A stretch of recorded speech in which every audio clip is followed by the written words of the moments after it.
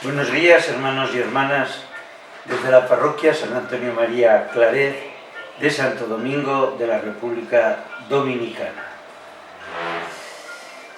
Hoy vamos a fijarnos en el último testimonio de Juan, cuando Jesús, después de la conversación que ha tenido con Nicodemo, nos dice el evangelista Juan que se va al desierto, allí cerca de donde Juan predicaba, y Juan vuelve a dar testimonio de Jesús. Y dice Juan, que yo creo que me parece muy interesante que lo tengamos en cuenta para intentar vivir desde este testimonio que la Iglesia debe dar al mundo de hoy en las circunstancias en las que estamos viviendo. Dice Juan: yo no soy el Cristo, sino que he sido enviado delante de él. Dice también: esta es pues mi alegría, que ha alcanzado su plenitud. Es preciso que él crezca y que yo disminuya. Y que yo vaya disminuyendo. Este es el testimonio de Juan. Y luego, ya casi al final, dirá una frase que explica muy bien también por dónde va lo que Juan quiere decirnos. Porque aquel a quien Dios ha enviado habla las palabras de Dios, porque nos da el Espíritu, porque no da el Espíritu con medida, no da el Espíritu con medida. Dios da su Espíritu sin medida. Y esto es lo que también vamos viendo a lo largo de la historia, cómo Dios a lo largo de la historia ha ido dando su Espíritu, ha ido entregando su Espíritu sin medida. Es decir, Dios no es un rácano, no es el que va como pensando la cantidad de espíritu que tiene que dar, sino que lo da sin medida, sin límites. Y como les digo, a lo largo de la historia así lo hemos visto. Y sobre todo al principio, en estas Eucaristías de la Pascua, estamos escuchando el libro de los Hechos de los Apóstoles. Estamos viendo cómo vivía la primera comunidad y cómo la primera comunidad se basa siempre en lo que el Espíritu le va guiando. Lo vemos cómo era esa primera comunidad en el libro de los Hechos de los Apóstoles, y nos dice en un sumario cómo vivía. Nos dice: se mantenían constantes en la enseñanza de los apóstoles, en la comunión, en la fracción del pan y en las oraciones. Pero el temor se apoderaba de todos, pues los apóstoles realizaban muchos prodigios y signos. Dice: todos los creyentes estaban de acuerdo y tenían todo en común. Vendían sus posesiones y sus bienes y los repartían entre todos según la necesidad de cada uno. Fíjense ustedes en este sumario de cómo era la primera comunidad cristiana, cómo nos va indicando cuál debe ser la actitud, cuál debe ser y cómo debe ser la vida de nuestras comunidades. También tenían dificultades, no podemos olvidarnos. Claro que tenían dificultades, y enseguida empiezan a surgir dificultades dentro de la Iglesia, porque la dificultad, y muchas veces los criterios distintos, no son un problema, porque lo importante es que nosotros pensemos y vivamos según lo que Jesús nos dice, que vivamos unidos. Es decir, Jesús nos pide la unidad, pero no nos pide la uniformidad, no nos pide que todos tengamos que pensar igual, que todos tengamos que vivir de la misma forma.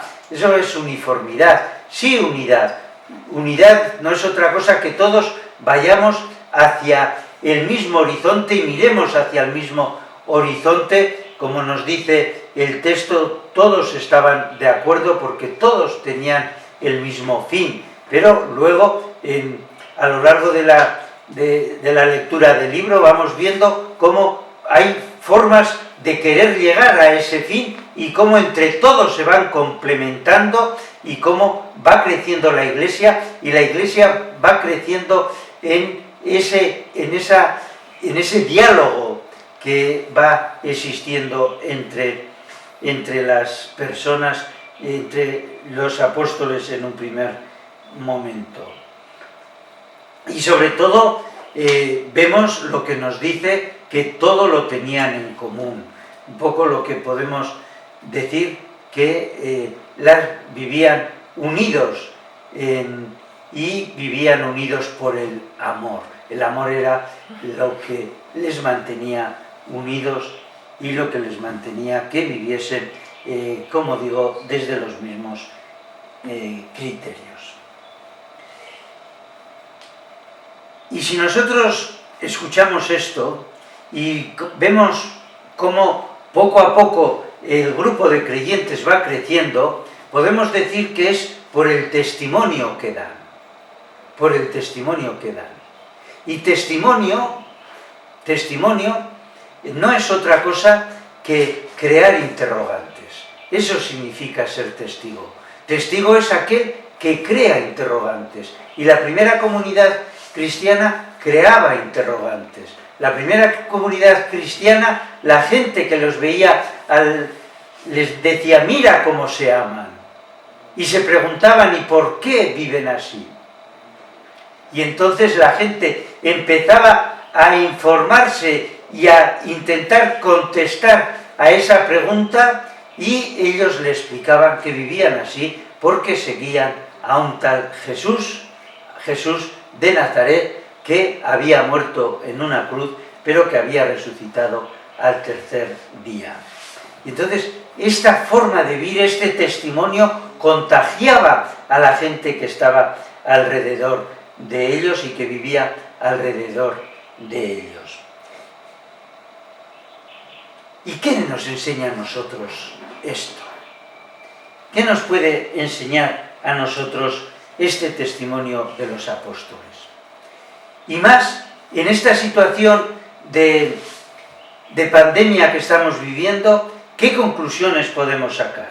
Yo voy a intentar ver algunos aspectos que, bueno, pues yo creo que nos pueden un poco ayudar a ser optimista y a tener esperanza y a querer a nuestra Iglesia, porque tenemos que quererla.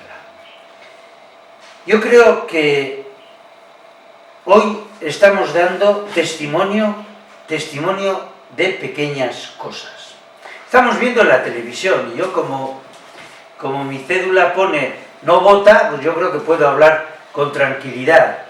Y estamos viendo en la televisión que un candidato hace no sé qué cosas, el otro candidato hace otras cosas, un candidato dice que hace más que el otro, porque el otro está sentado, y el otro dice que, bueno, un montón de cosas que las televisiones y los medios de comunicación social, dependiendo de la tendencia, irán recalcando un aspecto de uno de los candidatos, de lo grande que ha sido y de lo generoso que ha sido, en contraposición al otro que se ha intentado aprovechar o que no hace nada. Y entonces yo digo, ¿y cuánto habla los medios de comunicación social, los periódicos y las televisiones de tanta gente humilde que de lo poco que tiene está aportando para ayudar a los que tienen menos? ¿Por qué no nos habla en la televisión de todas esas personas que están aportando, dependiendo de sus posibilidades, cantidades de ayuda o en alimentos que ellos mismos se encargan de comprar y que llevan a las parroquias, a sus parroquias, o pequeñas donaciones para que desde las parroquias se compren esos alimentos. Y eso no sale para nada en la televisión. Y los hay. Yo tengo constancia de muchas personas que están aportando mucho, aunque no sea gran cantidad, pero están aportando como esa viuda de lo poco que tienen para dar a los demás. Y no es cuestión de ponerlo en las redes. No es cuestión de poner en las redes, mira lo que estamos haciendo. Y cuando vamos a entregar, sacar fotos y ponerlo ahí en las redes, de mira la parroquia tal, lo que está aportando y mira. No, porque Jesús nos dice que lo que hace tu mano derecha, que no se entere la izquierda. No es esa la cuestión. Y más diría yo, eso no es testimonio. Todo aquello que está haciendo muchas cosas, yo generalmente en esos aspectos lo dudaría. Dime de qué presumes y te diré lo que no eres. Así dice un refrán español.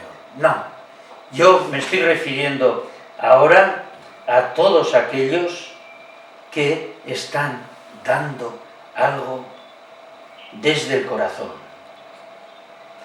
Porque quien vive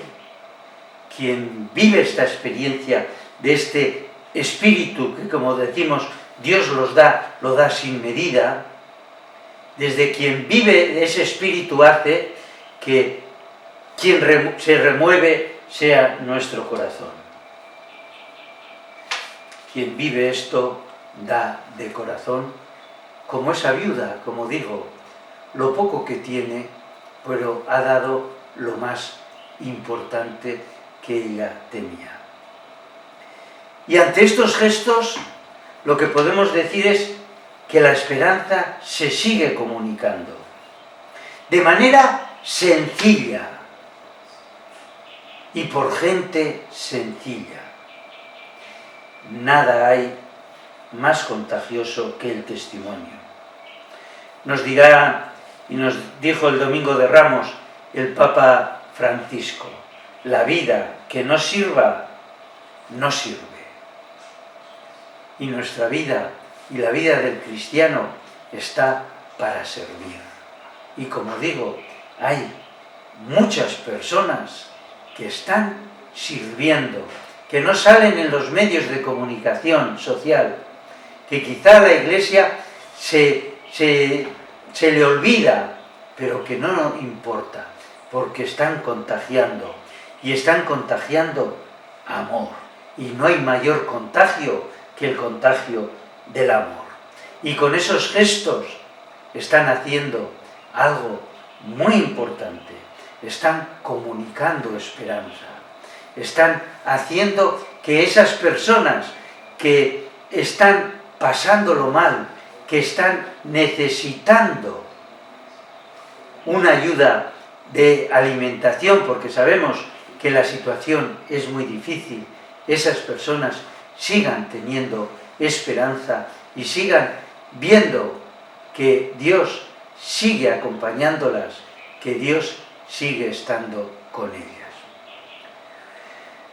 Por tanto, no es cuestión aquí de poner, como digo, casos concretos, cada uno, y ustedes posiblemente los conozcan y conozcan muchos de esos casos, pero lo importante es que nosotros vayamos viendo que como Dios no pone límites a su espíritu y cómo ese espíritu está moviendo los corazones de muchas personas que desde su sencillez, sin hacer grandes alardes, siguen comunicando de manera sencilla y siguen contagiando este testimonio, este amor que hace que nosotros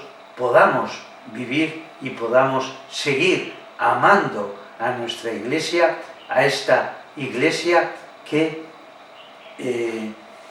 Dios sigue alimentando con su espíritu y sigue fortaleciendo con su espíritu. Fijémonos y tengamos siempre presente a Juan el Bautista. Juan el Bautista, cuando llega a Jesús, parece que se calla, aunque le dicen que allí al que había dado testimonio está bautizando más que él no se pone nervioso ni se pone celoso, sino todo lo contrario, sigue dando testimonio y nos dirá que conviene que yo vaya mermando para que Él crezca, porque Él es aquel que va a traer la luz del mundo, aquel es quien es el Hijo de Dios, quien es el Cordero de Dios, el que quita el pecado del mundo, como Él mismo le definirá cuando está con sus discípulos. Pues seguimos pidiendo al Espíritu que nos ilumine, seguimos pidiendo al Espíritu que nos dé fuerza, seguimos pidiendo al Espíritu que nos haga testigos de la verdad, que nos haga testigos de la luz, y que nuestro testimonio vaya contagiando a otras personas y dándoles esperanza en este tiempo tan difícil, en este tiempo que muchas personas ven llenas de oscuridad, que parece que no tienen solución, pero que nosotros, desde esta pequeña comunidad, desde la Iglesia, queremos ser signo de amor, signo de esperanza, y que nuestro testimonio llene de alegría a todos aquellos que Dios nos ha puesto a nuestro alrededor. Felices Pascuas.